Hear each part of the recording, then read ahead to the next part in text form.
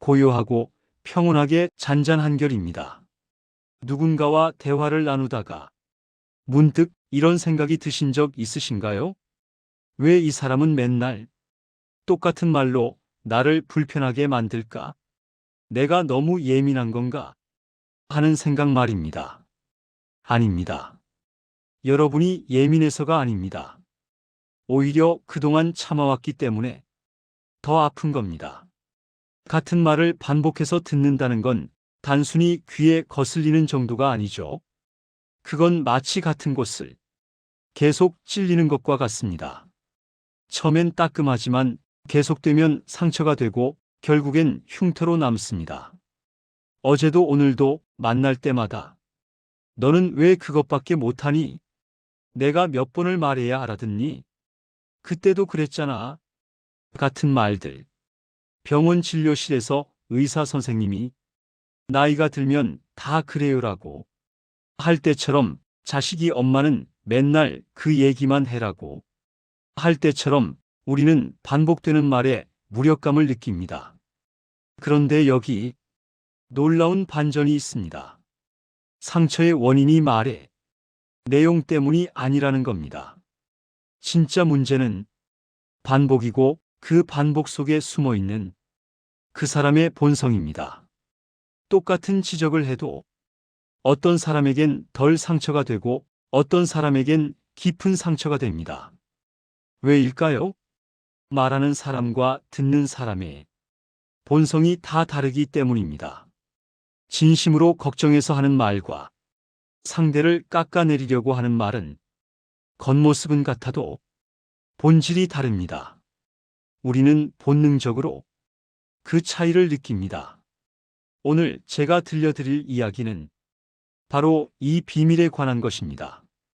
같은 말을 반복하는 사람들의 행동 속에는 반드시 그들의 본성이 숨어 있습니다.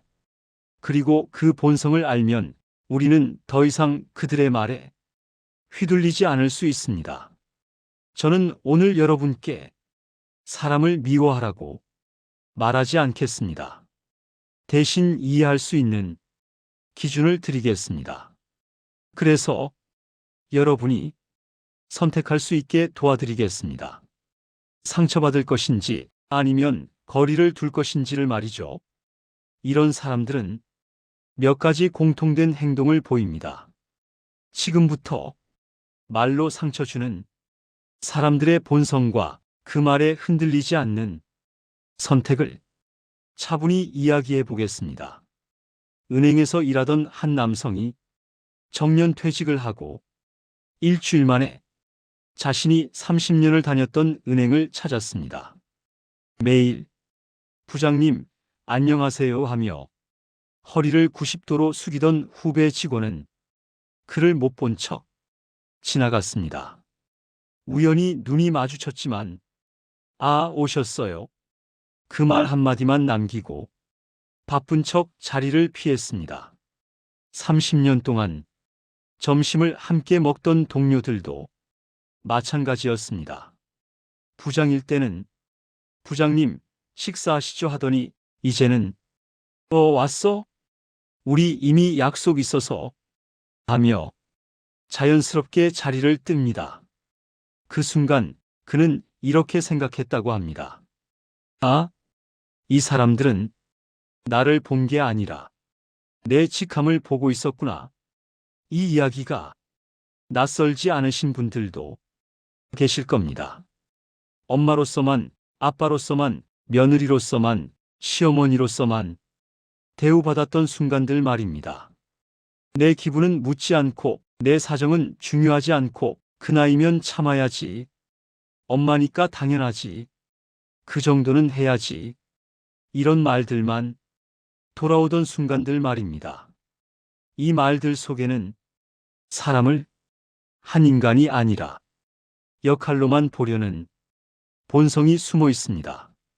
사람을 역할로만 대하는 사람들에게는 분명한 특징이 있습니다. 첫째, 상황이 바뀌면 태도가 즉시 바뀝니다. 식당에서는 직원에게 반말을 하다가 점장이 나타나면 갑자기 존댓말로 바뀌는 사람. 병원에서는 간호사에게 무례하다가 의사 앞에서는 극존칭을 쓰는 사람. 그들은 사람을 대하는 것이 아니라 사람의 위치를 계산합니다. 둘째, 그들은 약자에게 특히 냉정합니다. 하버드에서 발표한 연구에 따르면 식당 종업원, 택배기사, 경비원 등 서비스직 종사자를 대하는 태도가 그 사람의 인격을 가장 정확하게 보여준다고 합니다. 사람을 역할로만 보는 이들은 이분들을 사람이 아니라 기능으로 대합니다. 감정이 있는 존재가 아니라 내가 이용하는 대상일 뿐입니다. 셋째, 그들은 역할이 끝나면 관계도 끝난다고 믿습니다. 퇴직하면 이제 쓸모없는 사람이 됐다고 말하고 자녀가 결혼하면 내 역할은 끝났다고 말합니다. 관계를 역할로만 보았기 때문에 역할이 사라지면 자기 존재도 사라진 것처럼 느끼는 겁니다. 심리 상담을 했던 68세 여성의 말이 오래 남습니다. 40년을 엄마로만 살았어요. 아내로, 며느리로만 살았죠. 어느 날 거울을 봤는데 나는 없더라고요. 다들 내 역할만 필요했지 나라는 사람은 필요 없었던 것 같아요. 사람의 본성은 바로 이 지점에서 가장 분명하게 드러납니다. 강자 앞에서는 누구나 조심합니다. 이익이 있기 때문입니다. 하지만 아무 이익도 없을 때, 아무 계산도 필요 없을 때, 그때 보이는 태도가 그 사람의 진짜 모습입니다. 옥스퍼드 대학교에서 CEO 100명을 분석한 연구가 있습니다. 놀랍게도 그들의 공통점은 학벌도 능력도 아니었습니다. 모든 사람을 동등하게 대하는 태도였습니다. 청소하시는 분에게도 신입사원에게도 같은 눈높이로 대화하는 사람들. 그런 사람들이 결국 신뢰를 얻고 사람들 곁에 오래 남았습니다. 심리학자 칼 로저스는 이렇게 말합니다. 한 사람을 온전히 받아들인다는 것은 그의 역할이 아니라 존재 자체를 인정하는 것이다. 그래서 우리는 이렇게 선택해도 됩니다.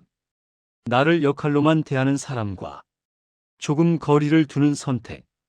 그리고 나 자신도 누군가를 역할로만 대하고 있지는 않은지 돌아보는 선택.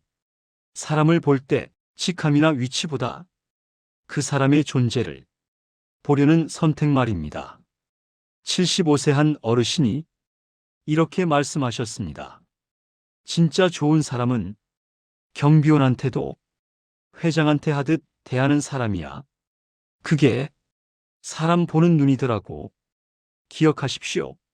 사람을 역할로만 보는 이는 결국 자신도 역할로만 남게 됩니다. 하지만 사람을 사람으로 대하는 이는 사람으로 기억됩니다. 여러분은 어떤 사람으로 기억되고 싶으십니까? 그 선택이 바로 여러분의 본성이 됩니다. 사람을 역할로만 대하는 태도는 이렇게 관계를 차갑게 만듭니다. 이번에는 만나기만 하면 칭찬보다 지적이 먼저 나오는 사람들에 대해 이야기해 보겠습니다. 아파트 경로당에서 있었던 일입니다. 김 어르신이 새로 산 휴대폰을 꺼내 보이자 옆에 있던 박 씨가 첫 마디부터 이렇게 말합니다. 아이고, 그거 비싸게 주고 샀네. 인터넷으로 사면 10만 원은 더 싸던데. 김 어르신의 표정이 순간 굳어집니다. 며칠 뒤 다시 만났을 때는 이런 말이 이어집니다. 그 옷은 색이 너무 젊은 거 아니야?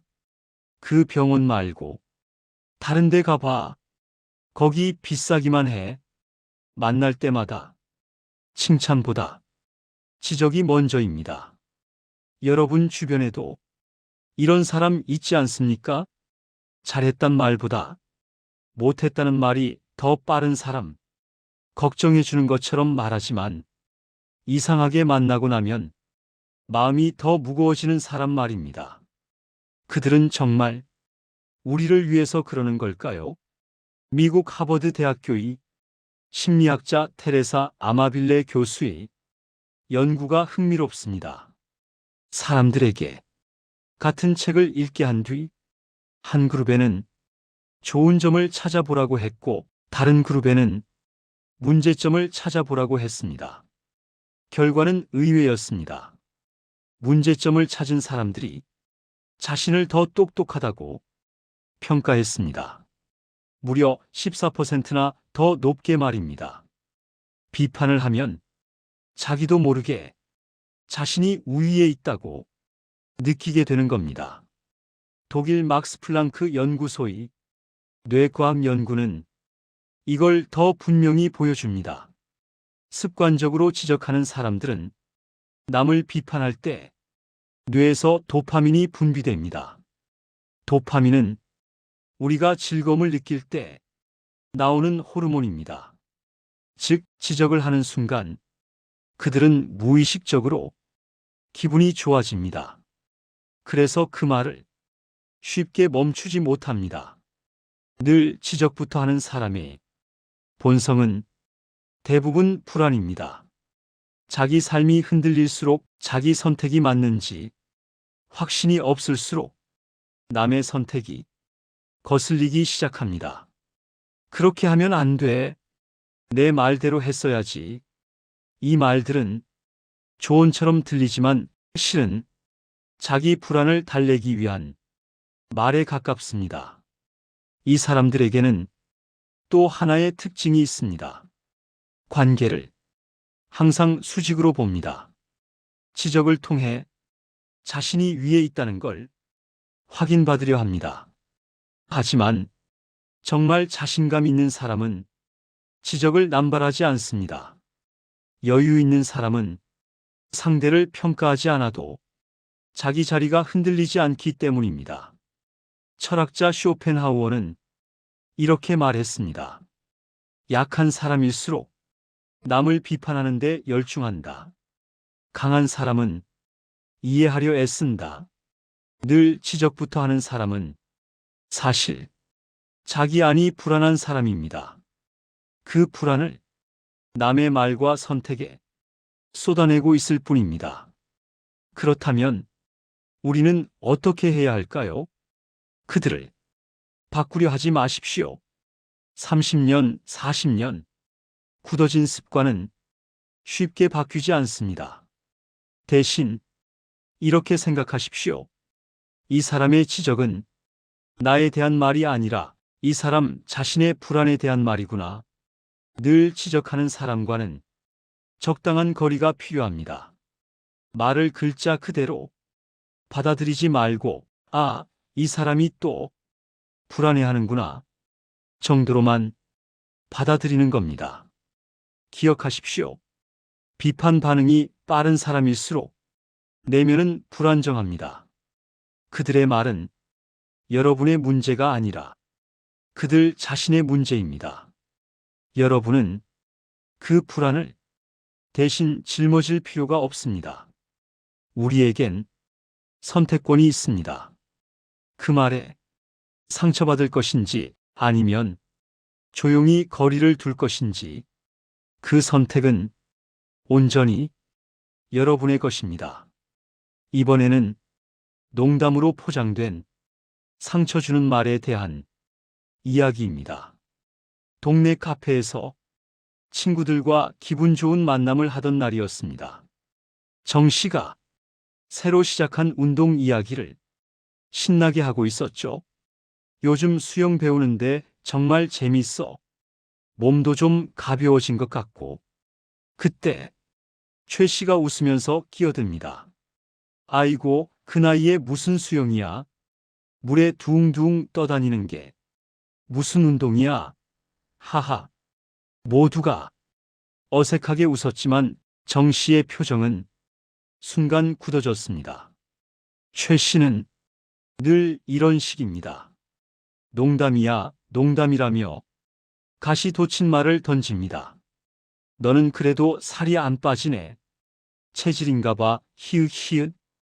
그 나이에 그것도 모르면서 스마트폰은 왜 사? 히읗히읗. 웃음 뒤에 숨은 말, 농담인 척하는 공격. 이런 사람들이 본성은 무엇일까요? 한 연구에 따르면 농담으로 남을 깎아내리는 사람들이 대부분이 수동적 공격성을 가지고 있었습니다. 수동적 공격성이란 직접 화를 내지는 못하고 웃음이나 농담으로 공격을 돌려 하는 성향입니다. 더 흥미로운 건 이들의 웃음 방식입니다. 진짜 유머 있는 사람은 상대가 웃을 때까지 기다립니다. 하지만 농담으로 공격하는 사람은 자기가 먼저 웃습니다. 히읗히읗히읗을 붙이면서 말이죠. 왜일까요? 자기 말이 상처가 된다는 걸 알고 있기 때문입니다. 그래서 웃음으로 포장합니다. 이들의 본성에는 공통점이 있습니다. 첫째, 정면 대면을 피합니다. 마음에 안 든다는 말을 직접 할 용기가 없습니다. 그래서 농담이라는 안전장치를 씁니다. 둘째, 인정과 관심에 굶주려 있습니다. 자기 말에 사람들이 웃어주면 그 순간 존재감을 느낍니다. 비록 누군가를 희생시키는 웃음이라도 말입니다. 셋째, 열등감이 깊습니다. 누군가 새로 시작하면 깎아내리고 좋은 일이 있으면 물을 끼얹습니다. 캐나다 토론토 대학의 연구도 이를 뒷받침합니다. 같은 비판을 진지하게 들었을 때보다 웃으면서 들었을 때 사람들이 느끼는 상처가 더 컸습니다. 농담으로 포장된 공격은 방어하기 어렵기 때문입니다. 맞서면 농담인데 왜 그래? 라는 말이 돌아옵니다. 그래서 더 아픕니다. 니체는 이렇게 말했습니다. 가장 잔인한 거짓말은 미소 속에서 행해진다. 농담처럼 상처 주는 사람들이 웃음은 진짜 웃음이 아닙니다. 그건 자기 안의 불안을 숨기는 가면입니다. 그렇다면 우리는 어떻게 해야 할까요? 가장 좋은 방법은 무반응입니다. 웃어주지 않아도 됩니다. 표정을 굳힐 필요도 없습니다. 그저 못 들은 척 또는 그래요? 정도면 충분합니다. 그들이 원하는 건 반응입니다. 상처받는 표정이든 어색한 웃음이든 모두 보상입니다. 하지만 반응이 없으면 그들은 힘을 잃습니다. 80세 한 어르신의 말이 오래 남습니다. 진짜 유머는 모두를 웃게 하지만 가짜 유머는 누군가를 울리더라. 그런 사람한테는 웃어주지 마. 기억하십시오. 농담이라는 포장지에 속지 마십시오. 상처 주는 말은 농담이 아닙니다. 웃음소리가 크다고 해서 유머가 되는 건 아닙니다. 진짜 유머는 사람을 편안하게 만듭니다. 우리에게는 구분할 수 있는 지혜가 있고 거부할 수 있는 권리도 있습니다. 농담으로 포장된 공격 앞에서 웃지 않아도 됩니다. 동조하지 않아도 됩니다.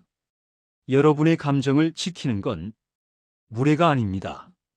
그건 자존감을 지키는 조용한 용기입니다. 동창 모임에서 있었던 일입니다. 약속 시간보다 항상 30분씩 늦는 친구가 있습니다. 이번에도 모두가 기다리고 있는데 그 친구는 태연하게 나타납니다. 조심스럽게 이런 말이 나옵니다. 우리도 나이가 있는데 시간은 좀 지키자.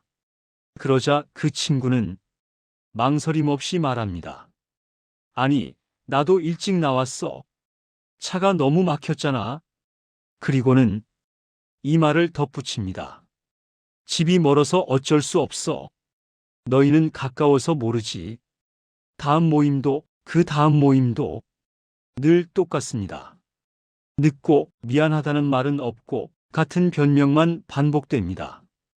여러분도 이런 사람 만나보셨을 겁니다.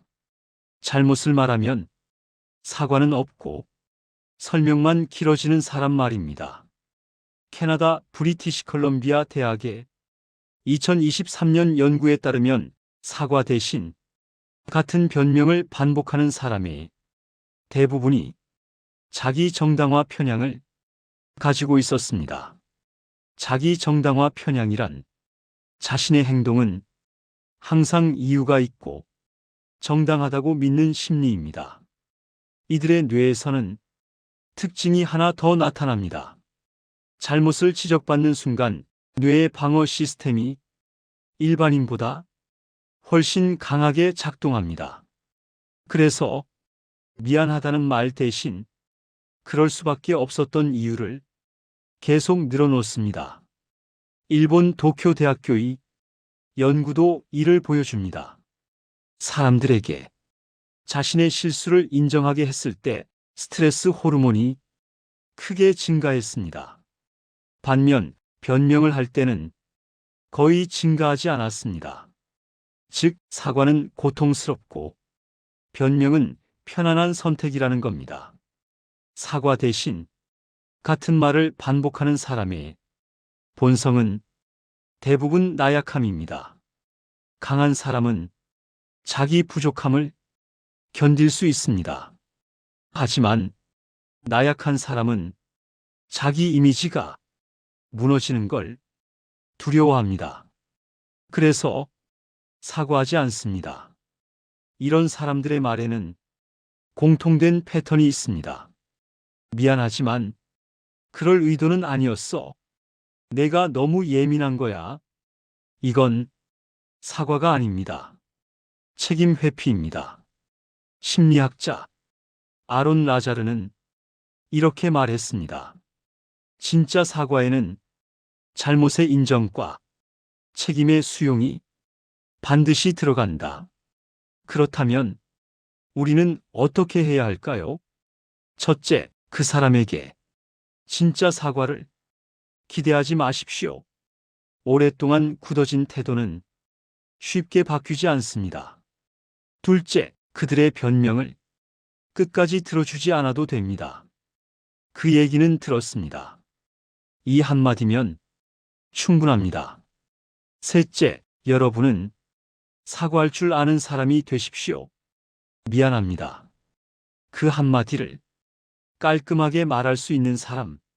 그게 우리가 그들과 다른 길을 걷는 방식입니다.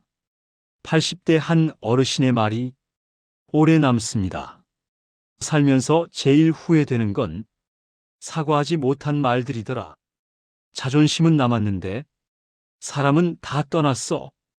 기억하십시오. 사과하지 않는 사람은 여러분을 무시하는 게 아니라 자기 자신을 지키느라 바쁜 사람입니다. 그 한계까지 여러분이 안아줄 필요는 없습니다. 여러분은 존중받아야 할 사람입니다. 이렇게 사람들의 본성을 보다 보면 한 가지 질문이 생깁니다. 그럼 나는 어떻게 해야 할까? 이제부터는 상대를 바꾸는 이야기가 아니라 내 마음을 지키는 사람들이 본성을 이야기해 보겠습니다. 커피숍에서 두 친구가 이야기를 나눕니다. 한 친구가 또 같은 말을 합니다. 아이고, 또 그 옷이네. 그 나이에 그런 것도 몰라. 내가 전에 뭘 했어. 그런데 상대는 별다른 반응이 없습니다. 화내지도 않고 설명하려 들지도 않습니다. 그저 내 말 들었어. 그 한마디뿐입니다. 변명도 반박도 설명도 없습니다. 침묵 속에서 자기 자리를 지킵니다. 이런 사람들이 있습니다. 같은 말을 들어도 크게 흔들리지 않는 사람들입니다. 그 비밀은 침묵의 힘을 알고 있다는 데 있습니다. 하버드 대학교 연구에 따르면 갈등 상황에서 10초 이상 침묵할 수 있는 사람들이 스트레스 지수가 즉각 반응하는 사람보다 현저히 낮았습니다. 일본 교토대학의 연구는 이를 이렇게 설명합니다. 사람은 반응과 대응을 구분할 수 있다고 말입니다. 반응은 즉각적이고 감정적입니다. 너도 똑같아? 이런 말들입니다. 반면 대응은 선택적이고 의식적입니다. 잠시 멈춘 뒤 생각해 보겠습니다. 라고 말하는 것. 이 차이가 관계의 질을 결정합니다. 같은 말에 덜 흔들리는 사람들은 이걸 알고 있습니다. 모든 말에 답할 의무는 없고 어떤 말은 대답할 가치조차 없다는 걸 말입니다. 심리학자 빅터 프랭클은 이렇게 말했습니다. 자극과 반응 사이에는 공간이 있다. 침묵이 바로 그 공간입니다. 78세 한 할머니의 말이 오래 남습니다. 젊을 땐 받아치느라 힘들었어. 나중에 알았지. 침묵이 싸움을 끝내는 말이라는 걸. 철학자 노자도 말했습니다. 아는 자는 말하지 않는다. 침묵은 약함이 아닙니다. 그건 자기 감정을 지킬 줄 안다는 뜻입니다. 그렇다면 우리는 어떻게 이 침묵을 사용할 수 있을까요? 첫째, 바로 대답하지 않아도 됩니다. 잠시 멈추는 것만으로도 상황은 달라집니다. 둘째, 그렇군요. 알겠습니다. 이런 중립적인 말이면 충분합니다. 셋째, 침묵을 상대를 누르기 위한 무기가 아니라 나를 보호하는 방패로 사용하십시오. 82세 한 어르신의 말입니다. 나이 들수록 말을 아끼는 게 제일 큰 지혜더라. 기억하십시오. 같은 말에 덜 흔들리는 사람들이 비밀은 침묵입니다. 침묵은 도망이 아닙니다. 가장 단단한 선택입니다. 그 선택들이 쌓일수록 마음은 점점 편안해집니다. 주민센터 문화강좌에서 있었던 일입니다. 65세 김 씨는 10년 넘게 다니던 노래교실을 그만두기로 했습니다. 소문을 들은 사람들이 하나둘 묻기 시작합니다. 왜 그만둬? 무슨 일 있었어? 그 정도면 그냥 다니지. 김 씨는 잠시 웃더니 이렇게만 말합니다. 그냥 이제 그만하고 싶어서요. 사람들은 납득하지 못합니다. 이유는 있어야지. 10년이나 다녔는데. 하지만 김 씨는 더 이상 설명하지 않습니다. 고개만 끄덕이고 조용히 자리를 뜹니다. 이런 사람들이 있습니다. 자기 결정과 감정을 길게 설명하지 않는 사람들입니다. 설명하지 않지만 무례하지도 않고 흔들리지도 않습니다. 왜일까요? 일본의 한 심리연구소에서 300명을 대상으로 거절 상황을 실험했습니다.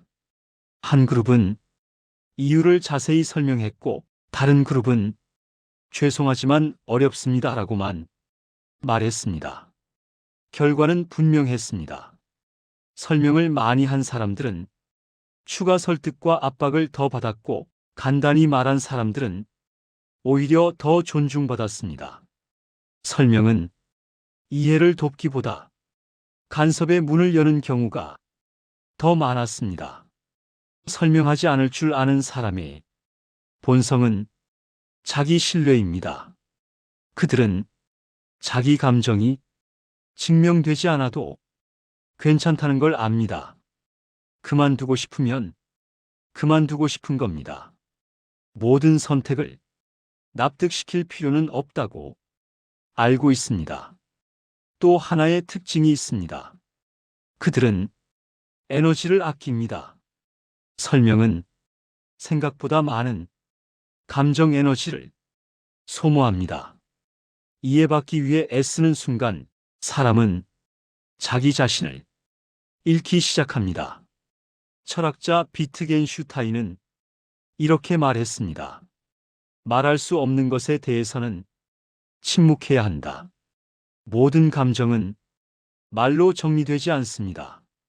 때로는 설명하지 않는 것이 가장 정확한 표현입니다. 그렇다면 우리는 어떻게 해야 할까요? 첫째, 설명과 예의를 구분하십시오. 설명하지 않는다고 무례한 건 아닙니다. 둘째, 그냥요라는 말을 스스로에게 허락하십시오. 이 말은 회피가 아니라 선긋기입니다. 셋째, 모든 사람이 나를 이해해야 한다는 생각을 내려놓으십시오. 이해는 의무가 아니라 선물입니다. 85세 한 어르신의 말이 오래 남습니다. 설명 많이 하던 시절엔 늘 피곤했어.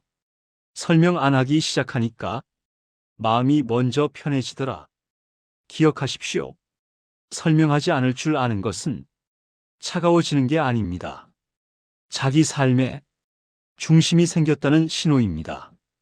말이 줄어들수록 사람은 더 단단해집니다. 왜 어떤 사람은 결국 더 평온해질까요? 복지관 프로그램에서 20년 넘게 함께 지내온 두 친구가 있었습니다. 매주 같은 시간에 만나 같은 수업을 듣고 같이 차를 마시던 사이였습니다. 그런데 어느 날 한 사람이 조용히 말합니다. 나 다음 달부터는 다른 프로그램으로 옮길까 해. 상대가 놀라 묻습니다. 왜? 무슨 일 있었어? 우리 이렇게 오래 함께 했는데. 그 사람의 대답은 담담했습니다. 큰 일은 없었어. 다만 이제는 조금 힘들더라. 사실 그동안 작은 일들이 쌓여 있었습니다.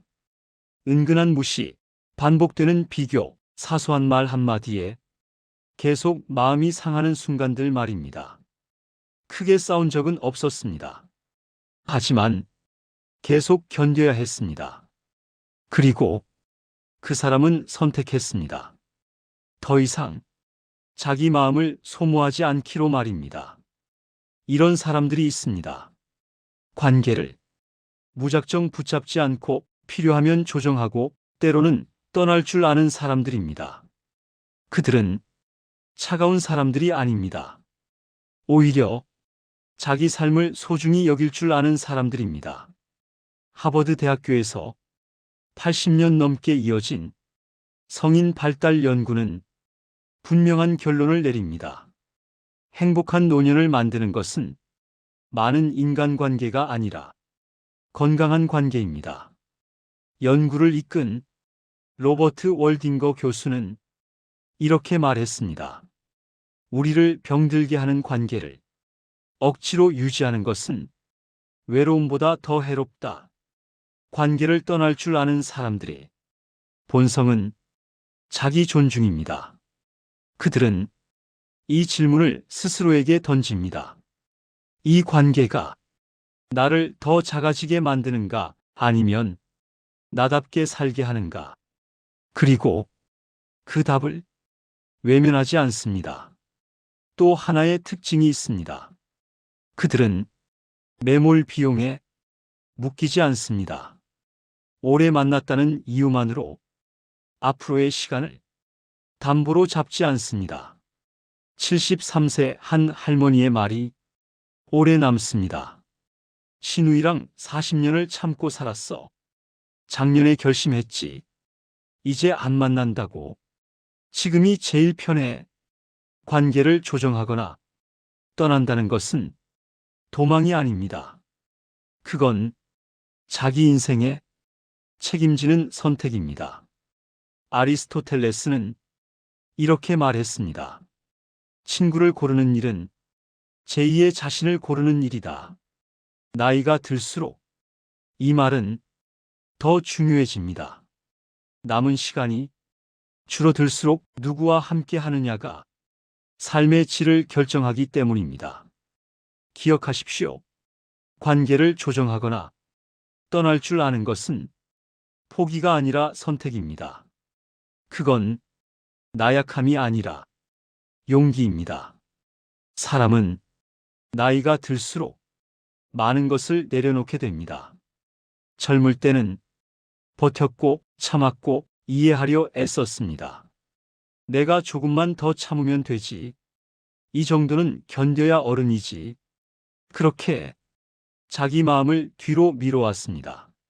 하지만 어느 순간 깨닫게 됩니다. 참는다고 사람이 바뀌지 않는다는 것, 이해한다고 상처가 사라지지 않는다는 것을 말입니다. 오늘 우리가 살펴본 반복되는 말과 태도의 뿌리는 그 사람의 본성이었습니다. 늘 지적하는 사람은 불안해서 그러는 것이고, 농담으로 상처 주는 사람은 열등감을 숨기려는 것이며, 사과하지 않는 사람은 자존심에 갇혀 있고, 약자를 함부로 대하는 사람은 사람이 아니라 역할을 보고 사는 사람입니다. 이건 여러분의 잘못이 아닙니다. 그리고 더 중요한 사실이 있습니다. 그들의 본성은 여러분이 고쳐줄 수 있는 문제가 아니라는 점입니다. 우리가 할 수 있는 건 단 하나입니다. 선택입니다. 모든 말에 반응하지 않을 선택, 설명하지 않을 자유, 필요하다면 관계를 조정하거나 떠날 선택 말입니다. 이 선택은 이기적인 것이 아닙니다. 늦은 것도 아닙니다. 오히려 지금이 가장 적절한 때입니다. 나이가 들수록 우리에게 남은 시간은 줄어듭니다. 그 소중한 시간을 상처 주는 말들에 소모할 이유는 없습니다. 88세 한 어르신의 말이 이야기를 정리해 줍니다. 사람은 안 변해. 하지만 내가 변할 수는 있어. 어떤 사람으로 살지는 끝까지 선택할 수 있더라. 이제는 놓아주셔도 됩니다. 여러분을 아프게 했던 말들, 그 사람들 말입니다. 그들의 본성은 그들의 문제입니다. 여러분은 이미 충분히 견뎠고 충분히 애썼습니다. 이제는 상처받지 않는 쪽을 선택해도 됩니다. 조용히 거리를 두어도 됩니다. 내 마음을 먼저 챙겨도 됩니다. 그건 차가워지는 게 아니라 단단해지는 것입니다. 오늘 이후로 누군가의 말이 또 마음을 아프게 할 때 이렇게 생각해 보십시오. 이건 내 문제가 아니라 그 사람의 본성이다. 상처 주는 말은 그 사람의 본성에서 나오고, 상처받지 않는 삶은 내가 어떤 선택을 하느냐에 달려 있습니다. 우리도 조금씩 더 단단해지고 조금씩 더 자유로워지고, 그래서 조금씩 더 따뜻해질 수 있으면 좋겠습니다. 끝까지 함께 해주셔서 감사합니다. 구독과 좋아요로 응원해 주시면 잔잔한 물결처럼 흐르는 마음의 이야기로 찾아뵙겠습니다.